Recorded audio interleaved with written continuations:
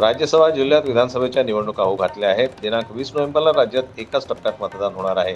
प्रचाराचा आखरी टप्पा सध्या सुरू असून यात अनेक पक्षांनी आघाडी घेतली आहे, तर उमेदवारांच्या पदयात्रा सुरू आहेत।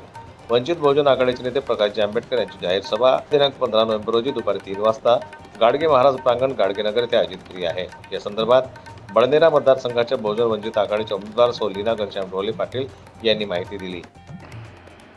मी सौ लीना घनश्याम ढोले पाटील, अधिकृत उमेदवार वंचित बहुजन आघाडीतर्फे सर्व बडनेरा संघातील जनतेला आवाहन करते की दिनांक 15 नोव्हेंबर 2024 रोजी दुपारी 3 वाजता गाडगेनगर अमरावती येथे बाळासाहेब उर्फ ॲडव्होकेट प्रकाशदादा आंबेडकर यांची जाहीर सभा आहे। त्यासाठी सर्व जनतेने उपस्थित राहावे असे मी आवाहन करते।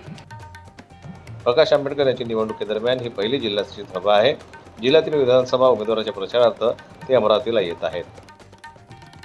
जनवरला न्यूज करता अमरावती प्रतिनिधी राजेश्वर गोरमाडे यांची